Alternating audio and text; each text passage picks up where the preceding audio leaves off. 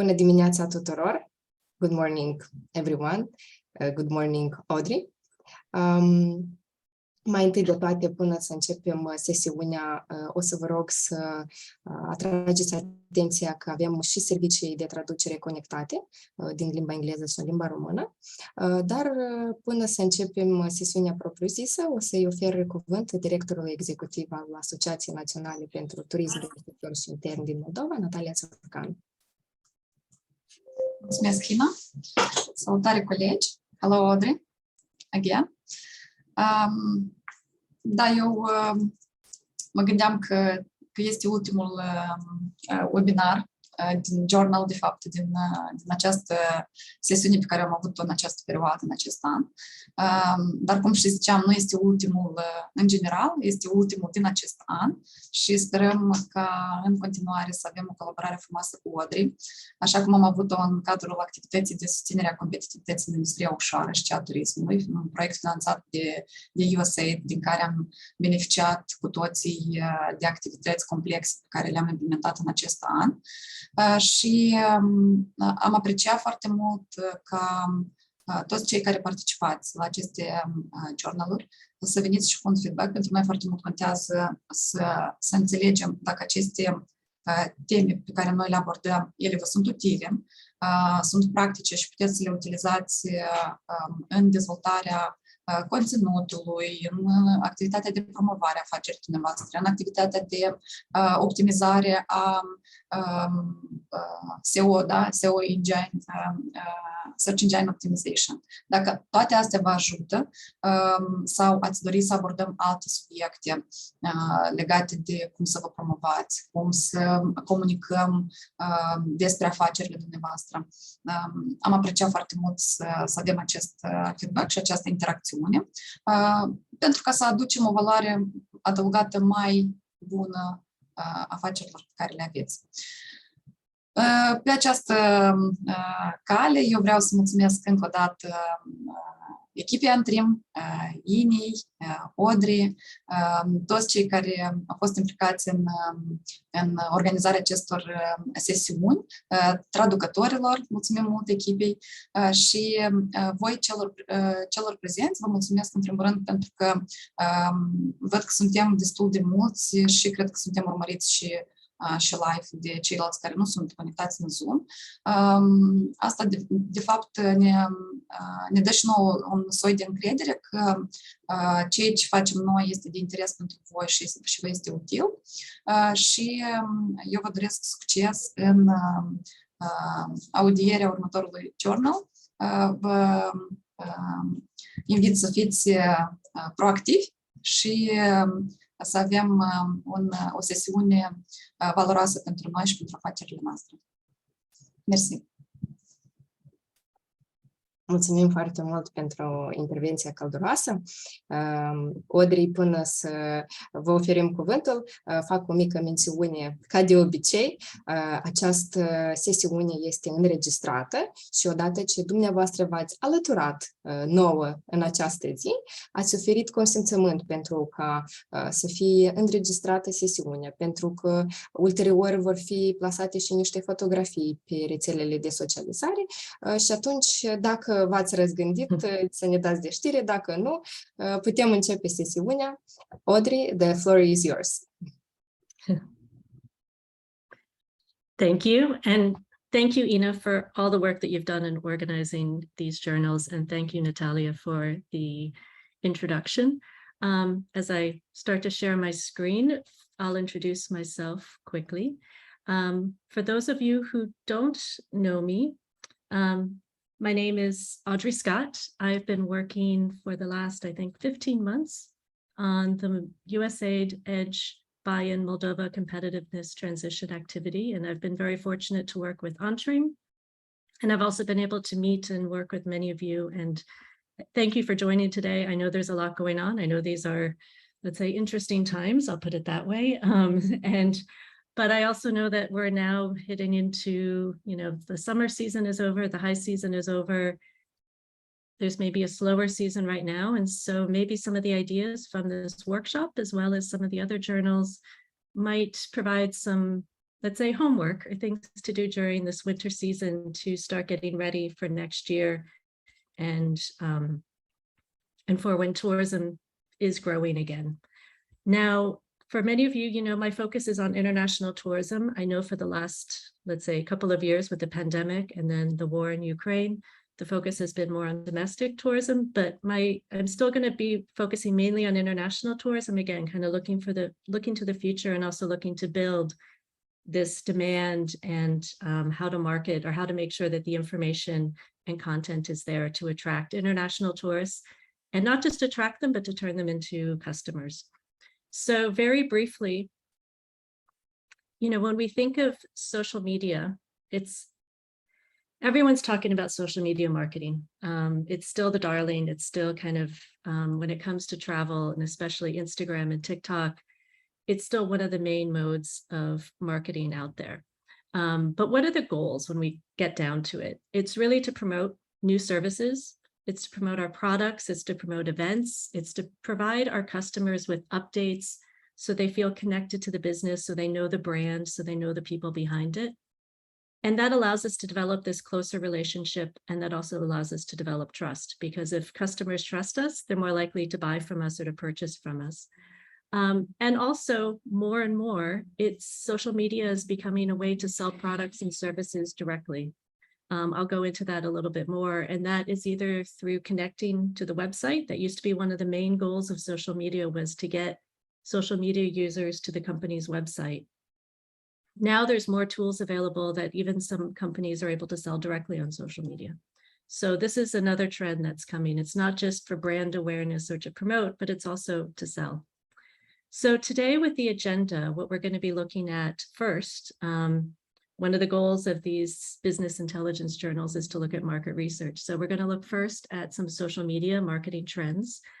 We're going to look again at the traveler customer life cycle. This is something I bring into every workshop. You're probably tired of it by now, but I do feel it's important to understand, again, the kind of the cycle and the mentality and the process that travelers go through when finding inspiration for travel, searching for travel. And we're going to focus specifically on the role that social media plays in this, because it's changing a little bit. And then finally, which is probably the more exciting part, we're going to talk about, you know, some tips for creating engaging social media profiles and content, and the idea of content mix, and some different tools that you can use to focus on social media, but not have it take over your life. Because we all know that sometimes when it comes to social media, you start and then 5 hours later, you're still working on that task. So the idea is to be more strategic, to understand how to create a good social media calendar or content, but to use tools so you can schedule it and think in advance and not have it take over all your days, because I know you're all busy and I know that it can take a lot of time. So first, let's look at some of the social media trends out there. I don't think this is surprising for anyone who's been on social media the last couple of years, but short form video is queen, meaning it's going to the top. It's still growing, and it's not only growing in terms of the number of people using short-term video, but one of the reasons it's growing a lot is because the platforms, especially Instagram, Facebook, they're actually promoting short-form video first over images. And then you have TikTok, which is also skyrocketing. It's also becoming more important in travel, and that's entirely short-form videos. So I personally am not a huge video person, but I also realize that this is where consumers are going. This is also where especially young travelers are going. And so the idea is to find a way, again, without spending lots of resources, to meet these trends and to attract the people, because these posts are getting more reach. Another interesting trend, which I think is relevant here, is that social selling is increasing. And social selling is basically selling via social media. So it used to be that, you know, a brand would be marketing and promoting on social media with the goal of getting that person back to the website in order to purchase the item. That's still very relevant, but also now Instagram and other places are offering tools that you can buy directly, which may or may not be relevant. It's not as relevant for tourism, which is a service, but it's beginning to increase and grow. So this is something to pay attention to in the future, to see what tools might there be to maybe sell your rooms or sell wine tours, directly via Instagram. The other thing that's important here is that people are getting used to buying directly from social media. It used to be that they would look at social media and then they would go to the website and do some research. Now that connection between social media and buying is getting shorter. So I think that's also quite useful. There's someone with their, maybe, okay. Now, another thing is, and this is especially true for international travelers, people are getting used to customer service via social media. That means sending a message, asking for information, or perhaps if they have a problem, sending a message via direct messenger. Hopefully it's via direct messenger and not via comment. But the idea is that it's becoming more and more, let's say, normal for international travelers to expect to get very fast customer service via social media. And so if you don't know that, and maybe you don't have a system set up, you might lose the trust of travelers, because it's becoming the norm for a lot of business that most of their customer service actually is via social media. Another thing, and I think there's a big opportunity here in Moldova, and for many of you, is user-generated content, known as USG, is still very important. It's the idea that on social media, especially during the pandemic, people wanted a more, let's say, authentic look, something more real, not so polished and, fancy. And also people trust people. Let's face it, we'd have a tendency to trust what another person says more than maybe what a brand or a company says, because we think, well, the brand's always going to want to sell to us. But this other person is a person, so we tend to trust people's recommendations and opinions more than a brand. So when a company is able to use some of that user-generated, meaning it's content from a previous client, a guest, someone who came to the winery, it actually looks more authentic and it actually provides more trust, because it's someone else saying that this was a great experience as opposed to the company or the brand saying, wow, look at us. So we're going to talk a little bit about some ways to try and get some of that user-generated content later. The other thing that is also happening, and I'll go into this more with the customer journey, is hashtags and location tags are being used now on social media for research. So in previous journals, we've talked about people going to Google to research, things to do in Moldova or, Moldova travel. That's also happening on Instagram, more so than Facebook, but especially on Instagram, people are using hashtags and location tags to do the research, do their travel research. And again, authenticity and transparency, it helps to build trust. But it's especially true with the younger generation, because the younger generation, they may be, Gen Z, they maybe have a little bit more of a distrust of brands.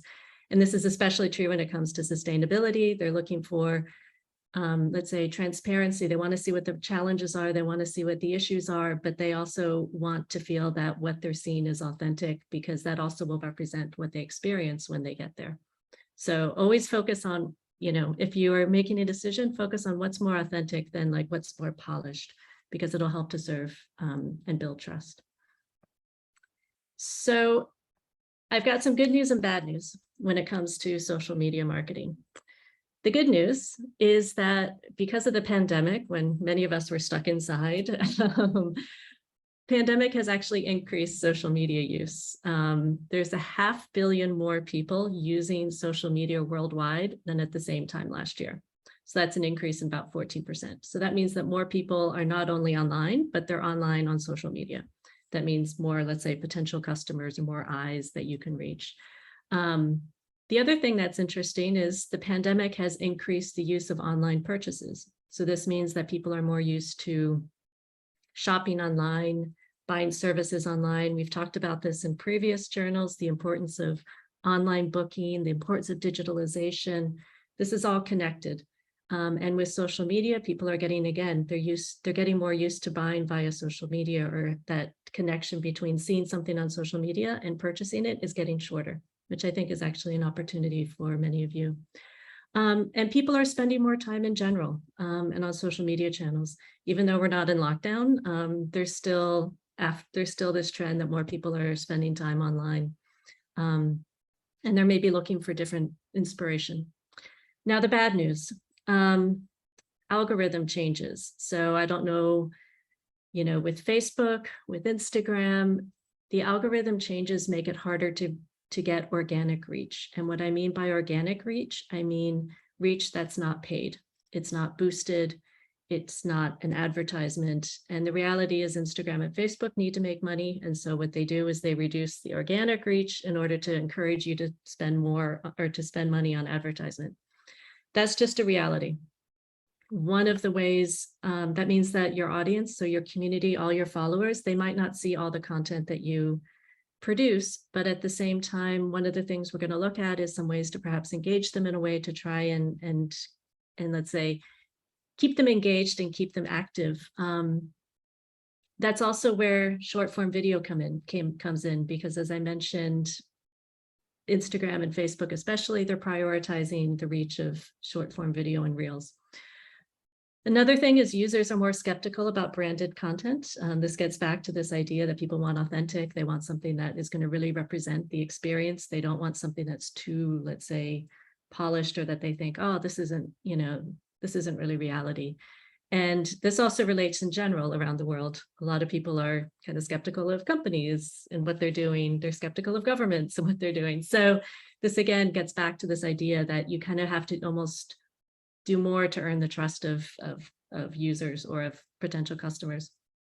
Another thing, and this is also quite, let's say, this makes social media marketing and travel a little bit different than social media marketing in other industries, is that travel is an infrequent purchase. Most people are not traveling every week, while at the same time they might go to a restaurant every week. Most people are not traveling you know, every few months, and it's a big purchase. It's a lot of money. And so what that means is you don't have the same type of social media marketing that you might if you were, I don't know, a shampoo or a restaurant that has more regular purchases. These are kind of big time purchases and they're not very frequent. So that's going to change things a little bit. But at the same time, that also provides an opportunity to get more first time clients. So there's, again, for everything, there's advantages and disadvantages, but it does mean that it's harder to keep an active community, because when someone comes and they visit a guest house, they might be interested in that guest house when they're doing the research, they're planning when they're there, but 1 year from now, are they really going to be an active part of that Facebook community? They might not. So it makes it sometimes a bit more difficult for international travelers to be, let's say, active parts of communities. So getting back to this idea of travel is an infrequent purchase, or it's not as common. I think we should also be thinking about our social media communities in travel in two different categories a little bit. One is the one-time visitor. And that perhaps in this situation is someone who is an international traveler, they're planning a trip, they're doing research. And again, people aren't just doing research on Google, they're also doing that, but now they're also doing research on social media. And so during, what does that mean? What type of information do they want from social media profiles or from channels? They want the basic information of who you are, what you offer, where you're located. Like, you know, are you located in the north, in the south? Okay, if I'm visiting the south, are you near Lake Beloy so I can connect it? Or are you way far in the north, which means it's really far away? So they want to have an idea of where you're located. And they also want to be inspired by photos and videos because they want to imagine themselves there. They also are many times interested in booking. So they want information on prices so they can make a decision. They want information on how to book. They also want to see that the business is still active. And I bring this up because I've found sometimes where websites can sometimes live beyond the life of a business, you know, so the website is still open, but not, you know, I don't get an email response or I don't get a connection. And so sometimes I'll go to the Facebook page or Instagram page to say, are they still open? Are they still active? And if I don't see anything for a couple of years, I'll think, oh, they're probably closed and they just left their Facebook page. So you also want to be posting regularly. We'll get to that at the end, to see, you know, to show that you're active and not just that you're open, but that you're doing different things. You have new services that you're offering, because that will also say like, oh, okay, this is an active and a fun or an interesting business. And then there's the regular community. And in Moldova, from what I've seen, Moldovans are very active on social media, especially Facebook, I've seen. And also Moldovans travel a lot and visit, especially the last couple of years, local guest houses, rural, some of the outdoor restaurants. And this community is quite active. So I'm going to call this maybe, let's say, your regular or local community. And these are local people who might come back. Maybe they've been there a couple of times. Maybe they come regularly, but they're also the type of information that they're looking for are perhaps like new updates. Maybe there's a new type of room. Maybe there's a playground available for kids now. Maybe there's a new wine tasting opportunity. So they want updates to see like what's new. So when I visit next time, I get a different experience. They also maybe want special deals. If you visit during the week, you get 20% off, something like that. And they also are very much invested and interested in, let's say, the success of the business. They want to know the behind the scenes, who are the hosts, how is the business developing? So these kind of more, let's say, personal updates as well. Now, getting back to this idea of, understanding your market for, let's say, these one-time visitors, international as well as local, for both of these, it also comes down to knowing your target market, which is something I bring up in every journal as well, because when it comes to marketing, the first thing is, understand your target market. And I'll go over this quickly because I've gone over it a couple of times, but this is understanding, where they're from, the geography. Are they Moldovan? Are they German? Are they North American? The age and gender. Someone who is 25 years old will probably have different, let's say, experiences that they want than someone who's 75 years old. Do they have kids? Are they single? What are their interests? Are they more focused on, sports or outdoors, or more, luxury or wellness or food? And this is the idea of you have this demographic data, and then you also have this, let's say, psychographic and psychological data in terms of the travel styles, the values. Maybe they're very focused on sustainability. Maybe they're very focused on, let's say, wanting to connect with community, culture. And also another thing to think about with your target market is, where do they hang out online? If your target market is, let's say, 50-year-olds or 60-year-olds and above, they tend to spend more time on Facebook than they do on Instagram. That's what the statistics show. If they're younger people, they might be spending more time on TikTok than Facebook. So the idea is thinking about also, when it comes to social media, who your target market is, but also where they're hanging out online, because you want to be able to reach them and connect with them the most. So here I have 3 different, let's say, target markets, to just kind of put this into an example. You have the family. So a couple, they're traveling with their kids. They want a couple in adventure. That's actually me and my husband in Moldova in the summertime. We're focused on outdoors and hiking, cycling. And then the bottom right, which I don't think is too much of a target market, fortunately, for Moldova, is the stag party. And the stag party is when, it kind of comes from the UK, when someone's getting married, a guy's getting married, and all his friends take him out for a huge party, kind of the last hurrah before the wedding happens. And it usually involves a lot of drinking and a lot of other things. And there are companies that are specifically focused on them. So the idea, and I give these just to show the differences between them, is to think about what type of content and information, when you're thinking about your social media channels, is relevant to your target market's interests and needs. So if you have a family, they're going to be looking at, like, are there rooms that are convenient for families? Are there services? Is my child going to have anything to do? Is there a playground? Is there something, I don't want a board.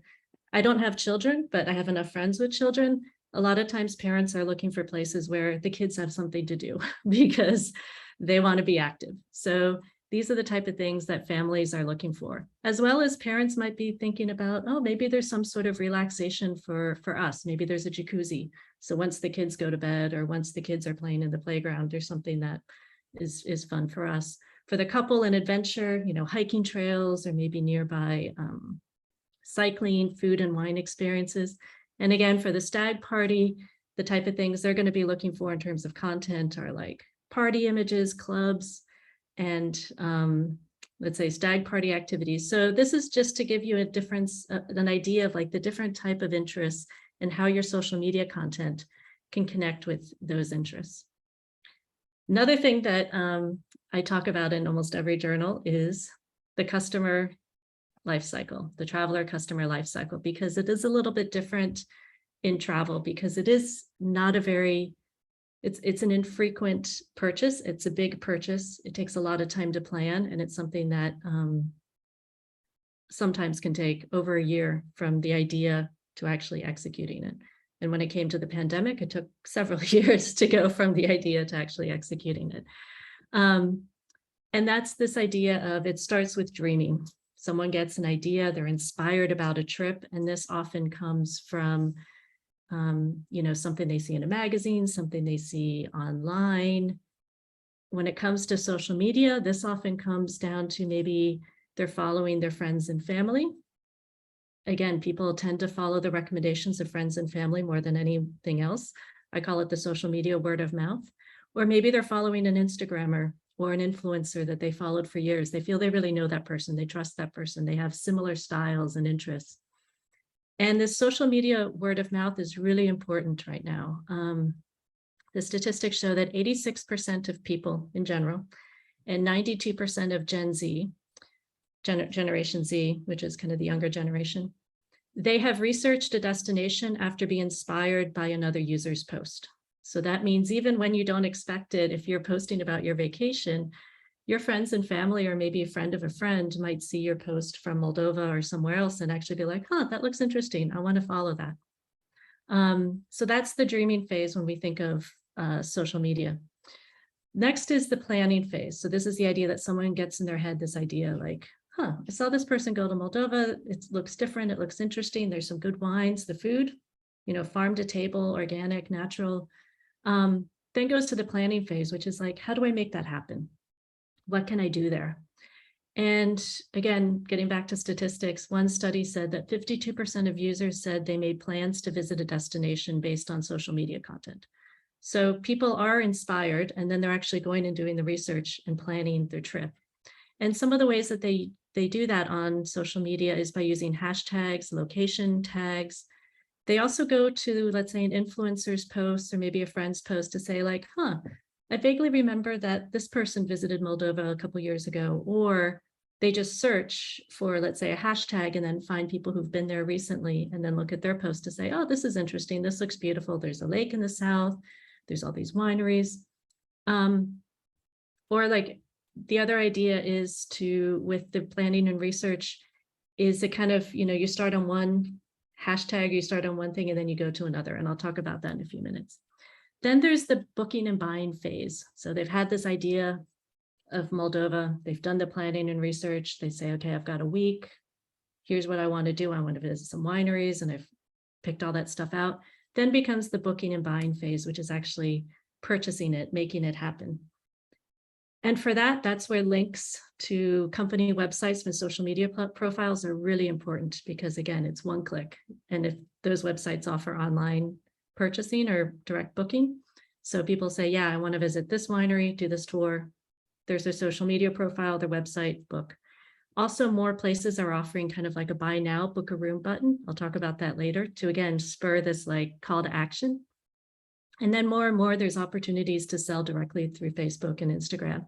That's not yet so far with accommodation. It's more with products, but it's beginning to change a little bit. And then once that traveler is in the destination, they're in Moldova, they're sharing their experiences on social media. They're engaging with the brands. I'm going to talk about that in a minute in terms of asking and encouraging your guests to be sharing and tagging you. And this also offers an opportunity for you, for your companies, to reshare that traveler content. Because once that traveler is sharing their content and their great experiences on Facebook, on Instagram, TikTok, they're then, let's say, inspiring the next group of travelers. So the whole goal is that this becomes a cycle. And the role that all of us can play is to make sure that we become part of that cycle. So they visit us, they share, we encourage them, they have a great experience, and that encourages the next round of travelers. So just very quickly in terms of how this looks in action, here you have a post on, here you have a post from an Instagrammer, an influencer. They're Nomadasaurus, Jared and Alicia, known them for quite a long time. They're in Canada and they're saying, look at this amazing cabin that I stayed in. So they tag on Instagram that cabin. And so I'm like, oh, that looks beautiful. Let me go to that cabin's profile. So I go to that cabin's profile and I'm like, okay, well, this is in Manitoba, Canada. I don't really know anything about Manitoba. So that gets me into the research phase, which is, what is Manitoba?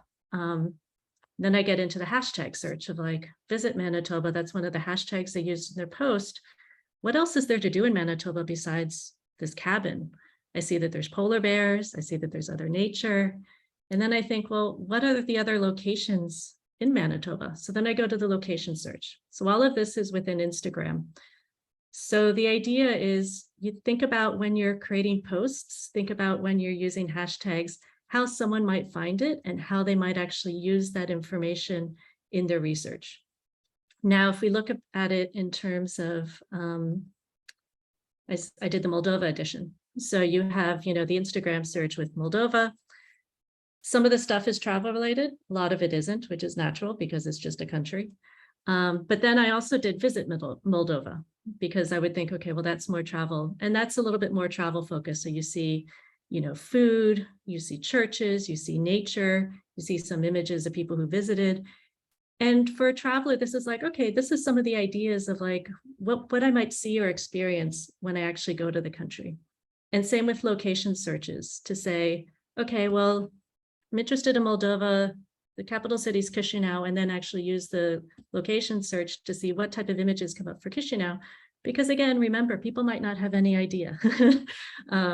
And so I know this, let's say over New Year's, my husband and I went to Cyprus. We were researching places for hiking. I used this location search quite a few times to try and figure out what are the hiking trails like? What does the nature look like? Is this something that will fit? Because you can go and you can see what are the latest photos and it gives you an idea of that sense. So this is an idea of how people are using social media in this research phase. And how when you're creating your post to make sure that you actually add the location tags, you add location information, you add hashtags, because it will start coming up more and more. And then there's, of course, the booking phase. So this was a beautiful, I was like, oh, Manitoba, that sounds interesting. So then I go back to the cabin website and they have a direct link to their website where I can book directly. And not only that, but one thing I want to mention is they also have highlights for their different rooms or their different buildings. So I can see exactly like, okay, well, here's this, let's say, I think it's a lake room or something, or lake house. I can go to the highlights and see all their images from it so I can get an idea of which of those buildings or which of those rooms do I want before I actually go to the booking site. And then you have the experience phase. Which is I go on my trip and I am sharing information or I'm sharing photos. And the important thing here is the idea that, again, I'm a normal traveler, I'm sharing it. And so when people go to the cabin's profile, they can see here's where it's tagged. And so these are the posts that other people are sharing. So it's kind of say more unfiltered, it's authentic. And also this company has its own hashtag. So again, I can go to that hashtag and see what are the images that come up to see whether it fits with what I want. So this is also the experiencing when someone is traveling, but it's also as a traveler, I would say it's part of my research phase as well. So that shows how social media now fits into this entire customer journey. Now, another thing I want to point out before I go into some of the best practices is that when it comes to international travelers, assume that they don't know anything about Moldova.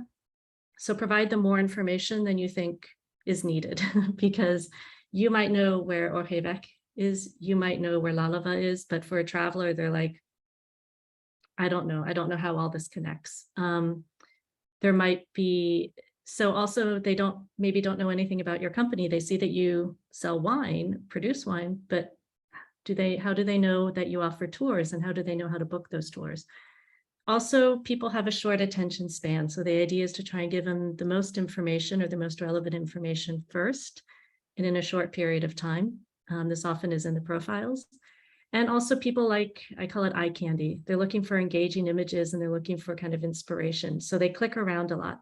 So don't just think about what have you posted last week or the last month, but think about all your posts together and how it tells this story, this experience. And again, getting back to this idea that travelers, customers are using social media for customer service, they expect a quick response. So when someone gets in touch, make sure that you respond quickly, or at least tell them, I got your message, I'm going to respond to you as soon as I can. Because again, that earns trust. So a couple of social media best practices. I've mentioned this before, user-generated content, asking your customers, asking your visitors to share their content. And a couple of ways you can do that. I've put here, there's a Lowe's hotel. They put it right in their Instagram profile. Share your content with this hashtag, or share your content from your experience and tag us. And the reason why this is really useful is because it allows you really easily to see who's sharing content about you. And then you can reshare it or repost it, because again, people trust people. They enjoy seeing what other people have experienced rather than just what the brand says about themselves. Intrepid Travel, they're an international adventure tour operator. On their Facebook page, they put it very clearly. We love hearing from our travelers. Share your stories with us by sending them to, and they have a special email address for it. I'll show you in a minute how they use those stories in their social media. So don't be afraid to ask people to tag you, to share their experiences. You can do it on social media, but also in your guest house, you can have a little sign that says, tag us, and put your Instagram handles, or if you have a hashtag, use this hashtag, because people sometimes forget, but the more that they're able to tag you, the more that cycle of, the customer journey continues. Also make it easy for travelers to find your page. Make sure that your profile name actually matches your business name. There's times when I go to search and I have to think of like 5 different variations to actually find the company page. So make sure that your company profile names and actually match your name, so it's really easy for people to find you. This also means categorizing your business properly. If you're accommodation, or if you're offering tours, make it easy for people to instantly see, what does this person do? Interact with your social media page. When someone comments, respond, maybe if it's just an emoji saying thanks. And also consistent posting schedule. I'm going to go over this more. And then the other idea is to tag your partners or tag other companies that you work with. Again, this is the idea, you want to promote this community. And so when you tag them, it's easier for other visitors and other people to find them as well. So social media profiles, this is the not very sexy part, but I always say you only have one chance to make a first impression, and your social media profile is usually that first impression. So the idea here is, again, just make sure it's complete with your company name, who you are, what you offer. Many international travelers won't recognize you. You might be a known brand or a name in Moldova for Moldovans or Romanians, but coming from Germany, United States, just make sure that it's obvious what you do, what you offer, and also why you're unique. What is it about your setting? What is it about your services, your rooms, the food that makes it stand out? Make sure that your website is there, or at least key information on how to make reservations or how to book. Your location and contact details. I know this sounds really obvious, but I've been on a lot of profiles that just don't list where it's located.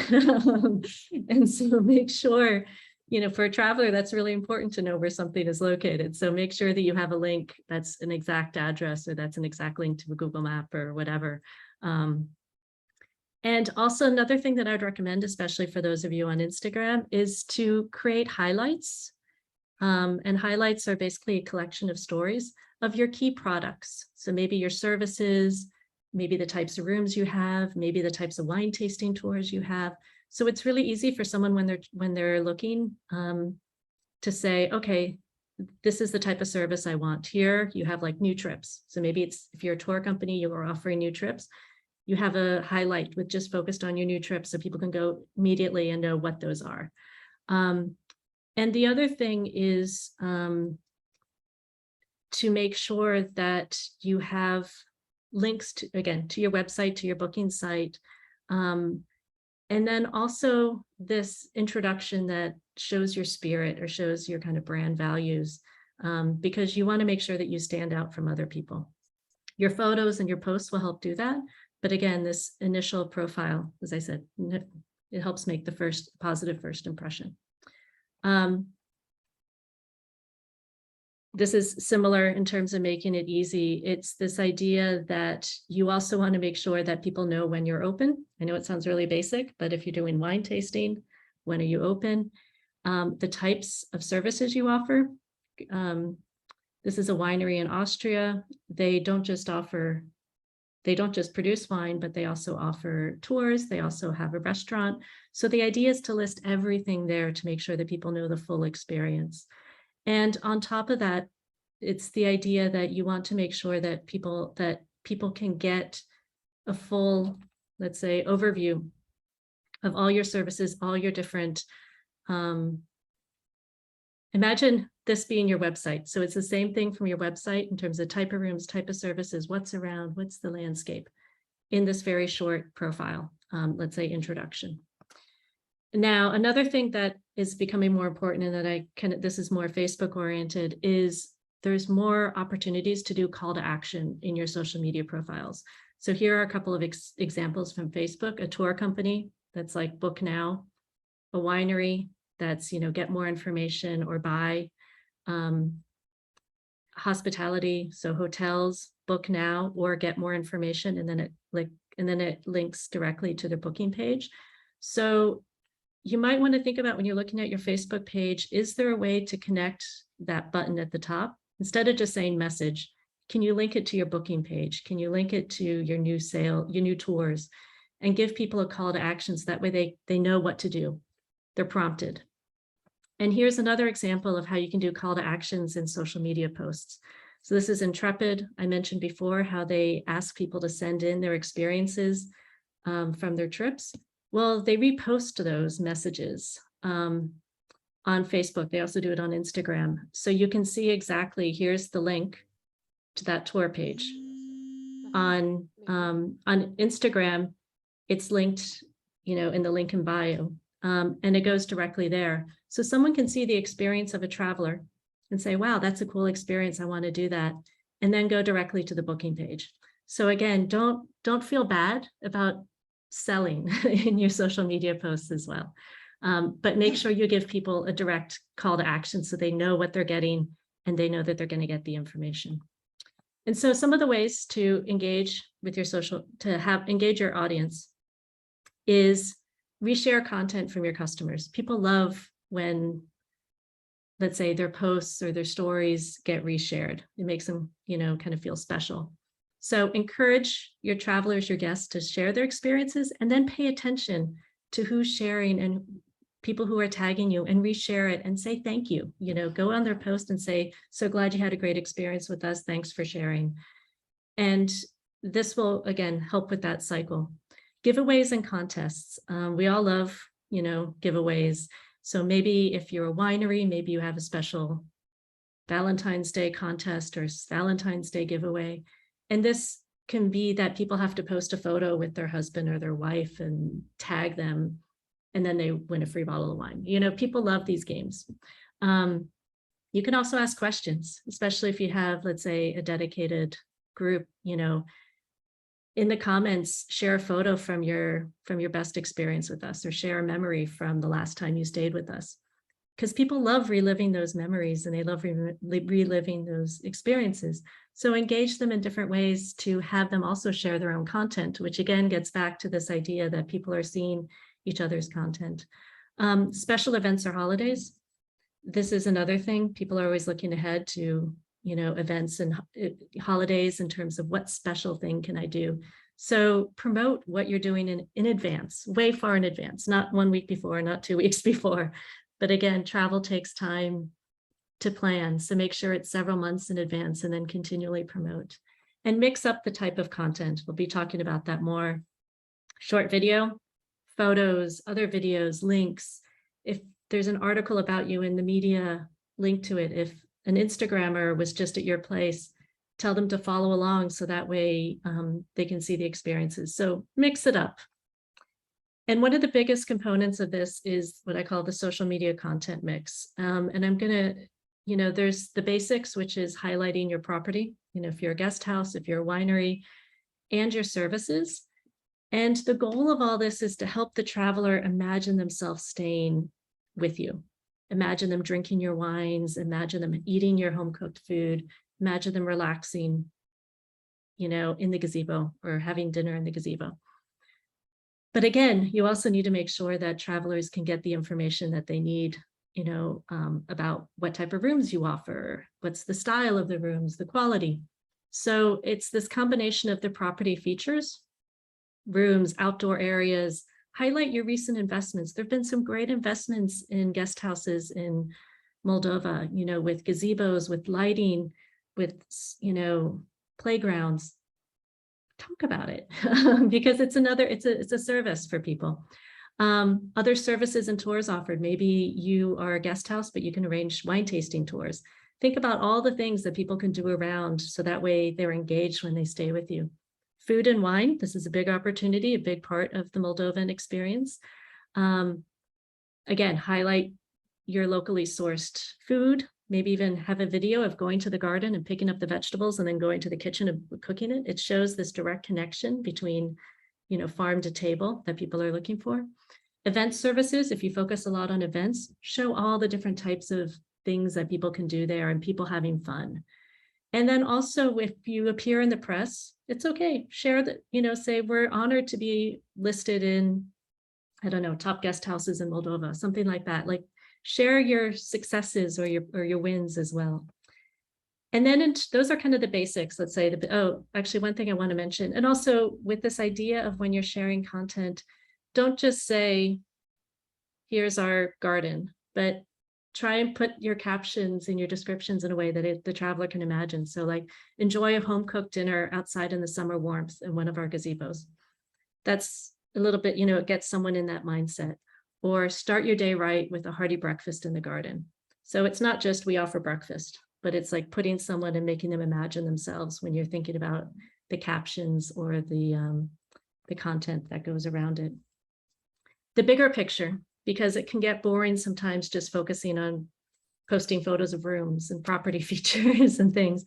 So the bigger picture, which is also really important to earn the trust of customers, is think about all the things that make your place unique. So your nearby attractions, the nearby activities, maybe it's cycling.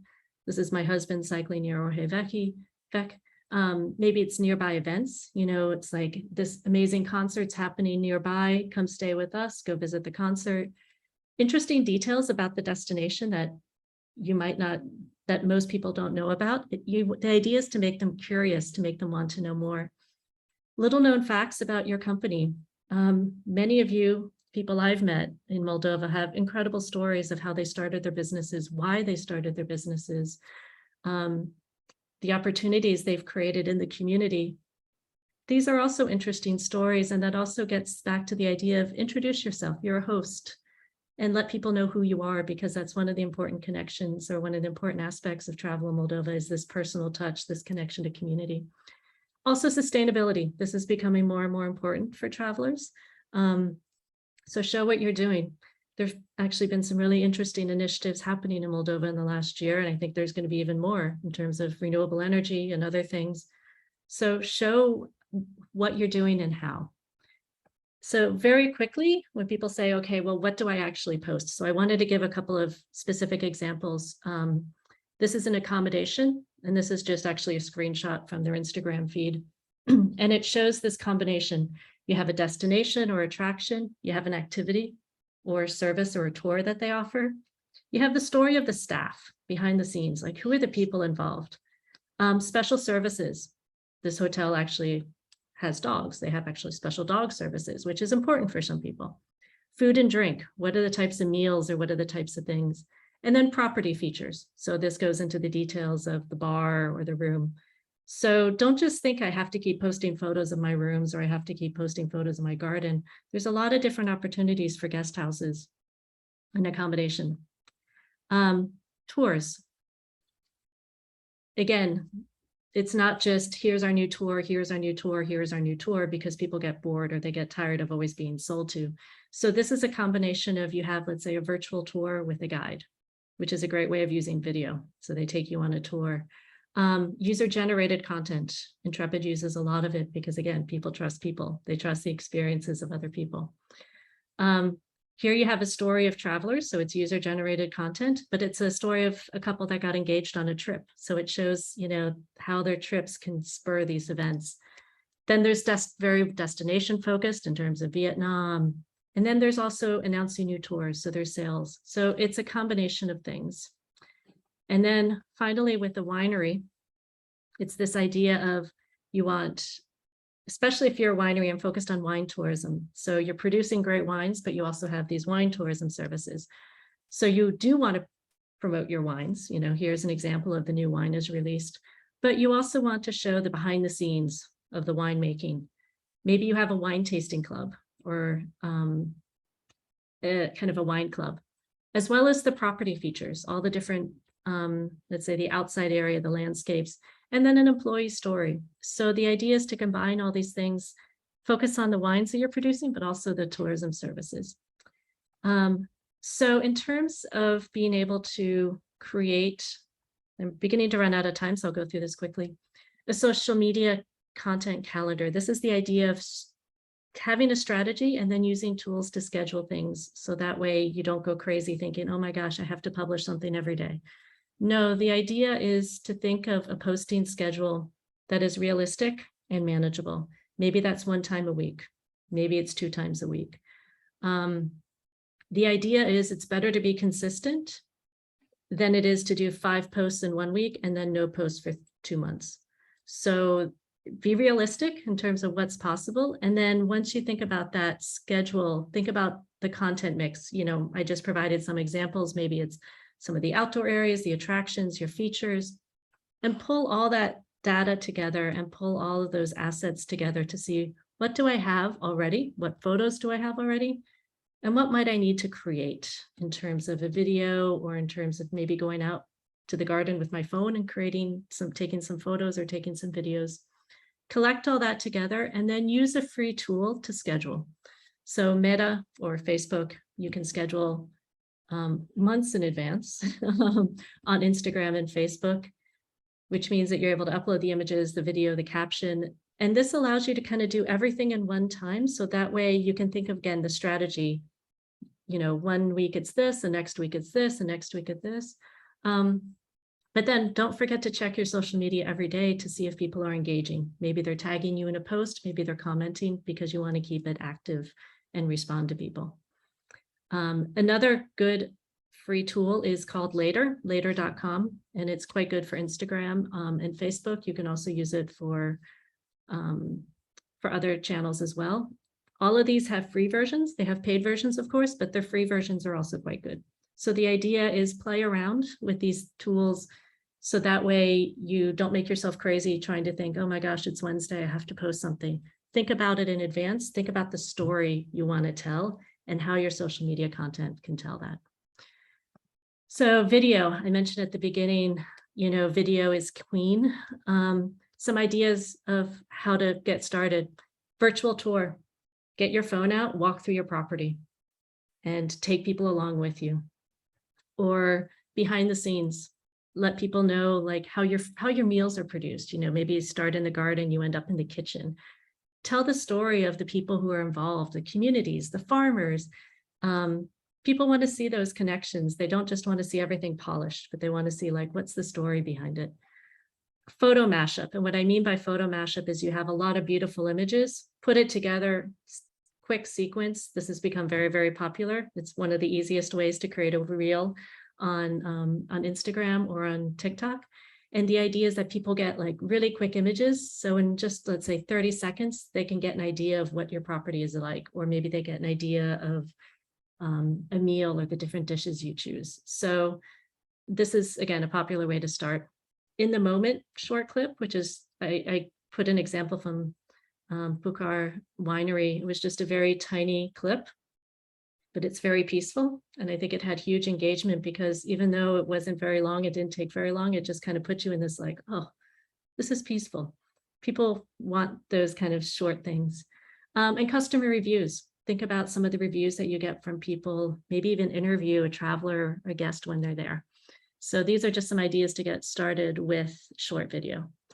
And the other tips, vertical or square videos, use captions or subtitles because not everyone, a lot of people put the volume. Link your Facebook and Instagram accounts so that way you're not doing double work. And also, as I mentioned before, organize your stories into themed highlights so people can go back and say, oh, this is all the information about meals, or this is all the information about, about the rooms. And finally, when it comes to video, it doesn't have to be perfect. Start. And there's been a lot of, high quality videos produced by ANTRIM, by Moldova Travel. These are fantastic. They go onto YouTube. It allows people to get really an in-depth, but you can just start with your phone. Really, that's how most of the videos on social media. So you can use the Instagram Reels tool. You can also use canva.com, which has a free version. They have a lot of video templates. You can even choose the travel template. You can also download smartphone apps. So the idea is, don't feel like you have to be a film producer. Film producers have the role, they're incredibly important, but when it comes to just creating some things for your social media, get started versus perfection. So I'm going to leave you with some homework. And I realize I'm running a little bit late. So my homework to all of you is, after this, or maybe in a couple of days when you have the time, go to your social media profiles and imagine you're a first-time visitor. Imagine you're either your target market. Does your profile provide that? Does your profile provide all the information that that person needs? Is it clear what your company does, what it offers, where it's located, why it's unique, contact details, booking information? Think about all the questions that a first-time visitor to your profile might have, and does your profile answer that? With your content mix, does it represent your full story, your full services, the experiences people can have? And is it updated enough that people look, that it's active and that it seems like a business that is thriving, that is growing? And then after all of that, say what's missing, and then go back and again, look at your homework, look at what assets you have in terms of photos, think of a strategy for the content to create that full story. And finally, I was going to say, the role of social media is really an opportunity to engage with your travelers, to show all that you do. And it helps the traveler at every stage of this customer journey. So I will stop there because there might be questions, and I will stop talking because I've been talking a lot. We enjoy listening to you. No worries. Thank you. Oh, just one more thing. Just a reminder of all the previous business tourism intelligence journals, because we've done quite a lot in this last year. So you can get in touch with ANTRIM. There's some related to SEO, online content, things like that. So I will take questions if there are questions. Let's see if we have any hands raised. Okay, if there are none yet, I would like to ask you a question. Okay. For a while, I was thinking about the hashtags, and today you mentioned about them. I looked now in Instagram, and I checked, for example, the hashtag travel tourism, and there are like 500 million posts under this hashtag. And then I put myself in our, let's say, tourism representatives' shoes, and I was thinking, is there any strategy which one can adopt in order to ensure that the hashtag which we are choosing might give us a competitive advantage, considering that there is an entire pool of destinations, tourist attractions that are using the hashtag? Maybe is there any platform such as SEMrush for SEO, for hashtags, or some direction? Very good question. I don't have an exact, unfortunately, there isn't an SEMrush for hashtags as there is for SEO, but later.com, the tool that I mentioned, you can use it on your you can use it on your browser, on your computer, or on your phone. They have hashtag suggestions. So that allows a little bit of, it provides some ideas. The other thing that I would suggest is to think about how the destination, like what type of destination it is, and what are the services or what are the experiences being offered. So for example, with Moldova, there's been a focus on some of these adventure products or cycling, hiking as a way to promote or position the country. So I would do some research to say, okay, what are some of the adventure travel hashtags or wineries, wine tourism? What are some of the wine tourism hashtags that are popular? There's also very kind of, let's say, brands like beautiful destinations. People look at them as kind of these unique, it's hashtag beautiful destinations. They also have an Instagram account.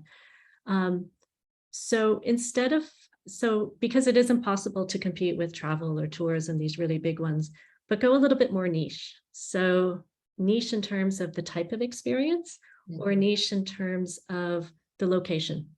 And Moldova is still not very well known. So when someone is like, Moldova, there's quite a bit of content, but it's not the same as Paris, or it's not the same as Italy. So there is an opportunity that if someone has that dream or that inspiration phase and they start looking at Moldova related hashtags to really present kind of an interesting, let's say, here's the Moldovan experience. So yeah, I would look for niche in terms of experiences and then also for location. And there are campaign hashtags are good, because if it's an international campaign, you're trying to get people, be our guest, for example. Yeah. At the same time, I also often suggest for campaigns to have the location in there. So that way people associate Be Our Guest with Moldova. They see it physically. So we should insert Moldova into the hashtag Be Our Guest in Moldova. Or choose a different hashtag, like only in Moldova. Or, speak again to just connect that hashtag, which might, because you could be our guest in Greece, you could be our guest in Italy, so to have hashtags that are also connected to the country or destination name, or if it's, a region within Moldova, something related to that, to have that connection between the country name. And it's difficult because there's also a Moldova in Romania, and I realize that. And you can't really do Republic of Moldova as a hashtag. So there is that challenge, I understand, but that's a great question. Yeah, I think one thing that is helping us into differentiating ourselves from Moldova, from Romania, is saying at some point Republic of Moldova instead of just Moldova.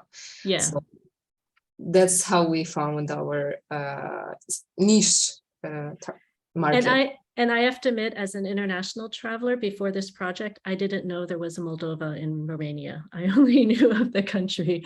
So I think for most international travelers who aren't as familiar with Romania, they're going to associate Moldova with the country, not Romania. Yes. Let's see if there are any questions.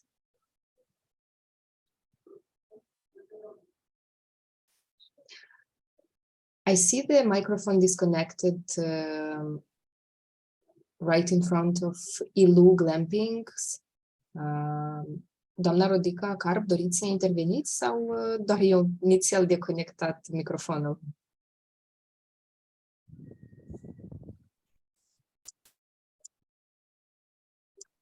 Okay. It was mistakenly disconnected. Oh, and one thing, maybe in case there's no more questions, one thing that I also wanted to emphasize is even though we're talking about business social media accounts, you should always have your personality come through. This again gets back to this authentic and have, the personality of the host or the personality, the values of the business come through as well. So don't feel like it has to be super business oriented. You want to show your personality. There is a question coming from Mihaela, but I think she has directly addressed it to me, so I will speak it out loud. Maybe she does not have the possibility to intervene. So Audrey, you were saying at the beginning that Google changed the algorithm for organic reach and non-paid posts. How can we adjust to that? Thank you. Good question. That's what everyone's trying to figure out. So yeah, Facebook and Instagram have changed their algorithm. They've changed it actually they've been changing it over the last few years. One way is to start boosting or paying for boosted posts. That becomes a little bit dangerous because it can get expensive and you don't always know if you're actually reaching the right people. So my suggestion to overcome that is to focus on more video, because even with this algorithm, it does promote video and it does show video more than others, not only to your community, but there's also in the exploration. Like when you go on Facebook and Instagram now, it's constantly showing you different videos that they're not people that you follow, but they're just kind of in the stream. So you have an opportunity to reach other people. And the other thing is to really focus on trying to, again, create this connection or community with your, with your social media audience. So asking them questions, getting to know them, asking them to participate, because the more that they're engaged, that will show the algorithm that, oh, this is an active site, and it will help, let's say, improve its reach. While if it's kind of dead, meaning someone puts a comment, there's no response, or maybe it's not very active, then Facebook or Instagram is less likely to show it. So the first thing would be videos, because that's getting more reach. And the second thing is just be active in trying to communicate and engage your audience, and ask, again, when you have visitors, when you have guests, ask them to engage on social media as well. Don't push them. Don't say, please post, but just have little signs like tag us, on Instagram, or use this hashtag. And that way you can start conversations with them as well. And that will also show, different friends and family that it's engaged. So unfortunately, people are still trying to figure it out. The easiest way is to pay, but that gets expensive. And over time, Facebook and Instagram will change things, and then they'll make it even more difficult. So I would really focus first on trying to create that content and engaging, asking questions, being kind of engaging with your community and your visitors. It's not easy. That's actually a good piece of advice, because we usually encounter this difficulty in asking for additional budgets on behalf of the marketing department from the director or from the managers. And in this case, the industry can be backed up with the video content, which I really hope that will be implemented by our industry members. And of course, creating video content takes time. It takes, depending upon, the skills, it takes resources, but it's more of a, let's say, a strategic plan than just paying for boosting. Okay. Yeah. So far, no questions. Everything is crystal clear. Well, when it's social media, it's never crystal clear, because it's always changing. And sometimes what works well one week doesn't work the next week. So I'm also going to say, don't give up. If you have like several posts that get a lot of engagement and then you get one that doesn't, don't say, oh, okay, I'm going to stop. Just keep going, because again, think about those two communities. You have your regular communities that you want to engage with, but you also have these international travelers and one-time visitors that are looking at your page, like your website. And so if it's active, engaging, you have beautiful images, videos, all your content is there in terms of what you offer, why you're unique, that will also help increase sales as well. Audrey, I'm really sorry. I would really like to ask you one more question. Okay. No one's asking, but with all this talking going on about Twitter, which is also social media at the end of the day. Yes. What would you say about tourism marketing on Twitter? Really interesting, because I didn't include Twitter in this, as you notice. And one of the reasons why is I'm noticing it's not as active. The tourism sector is not as active on Twitter as it used to be. And I think one of the big reasons for that is it's not as visual as Instagram, as TikTok, as Facebook. I actually really like Twitter. I've been on Twitter since 2007. So I'm a long time Twitter user. And I used to actually, you know, when I used to wear my media hat, I used to use Twitter a lot for destination promotion or like, you know, working with tour companies and stuff. It's not happening as much anymore. So it's still relevant in terms of Twitter is now more used for, let's say, news or opinions. And I find it's used less for this travel inspiration. And I don't really see people searching a lot on Twitter for, it still happens, but I think if you have to choose profiles or social media channels, Instagram, Facebook, and TikTok are more active in travel. So do you think that the public authorities from Moldova related to tourism policies should use Twitter instead? So Twitter, so good question, because what I find is a lot of the public authorities use Twitter because it's kind of like news and politics. So again, it's less focused on, let's say, advertising to consumers and more focused on, let's say, media and press. So they want to get their stories out there to the media. They want to, you know, show partnerships with UNWTO. So it tends to be more, so a lot of, I mean, of course, tourism boards are still promoting their, you know, their destinations and stuff, but they tend to put more resources into Instagram and Facebook. But having the Twitter account actually for government authorities isn't a bad thing because it also allows more, a lot of journalists are on Twitter. So it also allows you to get attention from journalists and perhaps engage with them as well as, yeah, kind of more this public figure as opposed to just destination marketing to travelers or consumers. Great. Yeah. We should give them this idea. Yeah.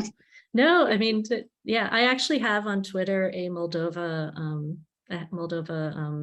stream to kind of see what's happening. Most of it's political, but it's also interesting to see when there are travelers who are sharing stuff. But yeah, if you have to choose, we all have limited time, we all have limited resources. If you're focusing on marketing to consumers or travelers, then yeah, the other platforms tend to be a bit more, let's say, active. Thank you very much for answering Yes. Yeah. my question. I was very curious to ask you.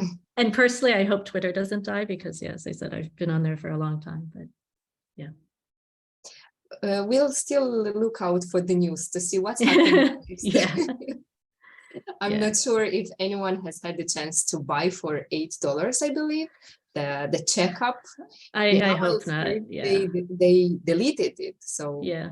Well, and that's actually another thing, you know, depending upon that check is also possible on Instagram. So if you are a company without paying $8, so if you are a company, it's worth looking into seeing whether you can find the application in your settings to see whether you can get that check as well, because again, it just provides an extra level of trust or confidence. But yeah, it's not as important, but it still provides that. Good to know. Mm-hmm. Thank you very much once again for all the effort dedicated into this project. I would say this is Audrey's brand project. And what we really appreciated is that at all times in all the presentations, you tried to bring some personal touch, many photos of yours, and you tried to communicate some information based on what's in Moldova, not necessarily at the general background, but specifically tailored to Moldova. And this is really something which makes the information be memorized easier. Thank you once again. Thanks to our strategic partners for supporting us into keeping the project alive for, let's say, 1 year already, more than 1 year, I would say, in the month. And thanks to all the audience all the audience members that were present with us, that were active. And let's hope we can see each other again virtually and in person. Yes, and thank ANTRIM, thank Ina, thank Natalia, thank all of you for all the work that you've done. And also thanks to all the participants, yeah, for being here and for participating. And, you know, it's I've really enjoyed these journals, and I've also really enjoyed being part of this project and working and being able to meet some of you as well. So I hope that that opportunity continues in the future. And also, again, we're getting into winter time. This is all a time to, you know, start looking at, you know, let's say optimizing, upgrading, collecting assets, you know, for social media, for websites, for different profiles, for digitalization, because let's hope that next year is a bit of a better year, and we can all put this into practice and see the benefits to come out stronger. So. Let's hope so. Mm-hmm. Thank you. Thank you. Bye-bye.